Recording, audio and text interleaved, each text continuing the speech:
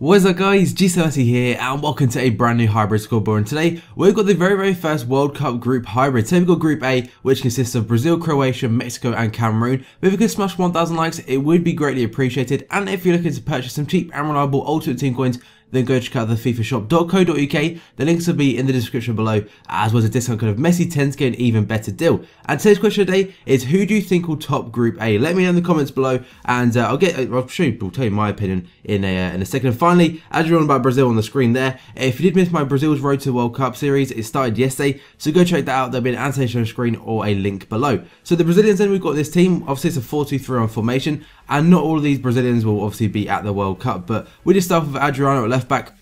Done a decent job. CDM though, we had Fernando. Fernando was a bit of a problem. He's too small for a CDM in my opinion. And Bernard, very weak, but surprisingly he didn't get no assists, but he got a fair amount of goals for a cam in that obviously that position. But 6 games, 5 goals is a pretty good record for a centre-attack midfielder. On to Croatia then.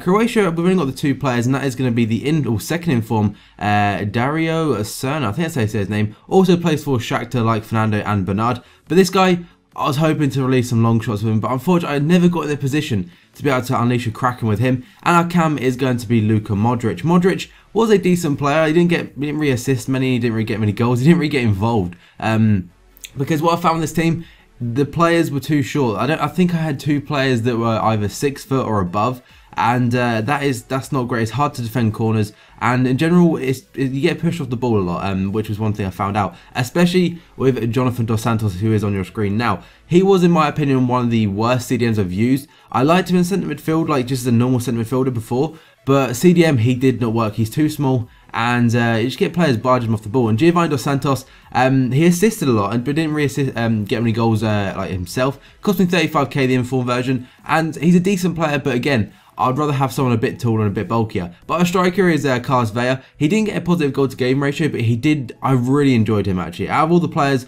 he was probably my favourite up there, Bernard. So in fact, he's really good at finishing, and he's pretty cheap for a good league striker as well. On to Cameroon, then the final 3 players. In goal, we've got Kameni.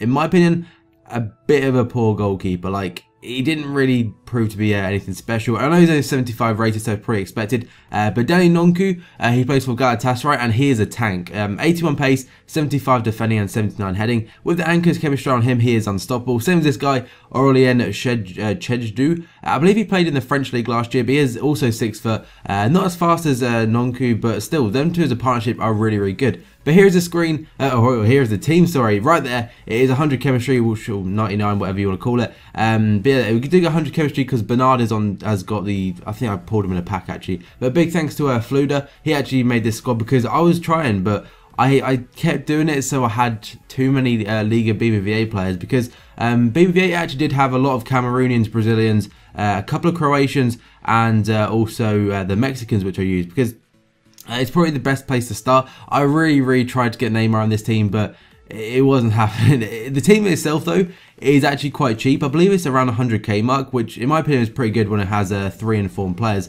But like I said, it plays okay. I think I won 4 out of 6. The other drawn 1 and lost the other, because the reason I struggled, I never really kept winning clean sheets, and that's simply the fact that the 2 CDMs, which were Fernando and Dos Santos, if you came against the likes of a Premier League team which have Fellaini and the strikers like Lukaku and Benteke, they've got no chance whatsoever. And because with this formation, the 4-2-3-1, the 2 CDMs are quite far apart. They're not like in the centre.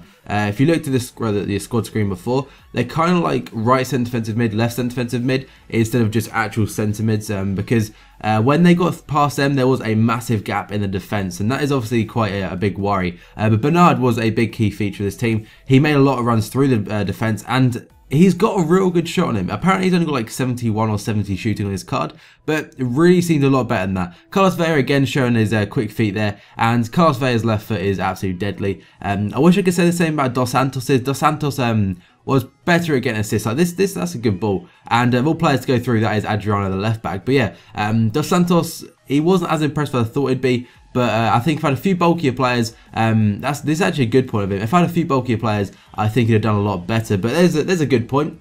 He burst through his defence really well right there. And this is Carlos Vela holding the ball up, passing it through to Bernard. Apologies if you heard a baby cry there, that's my sisters.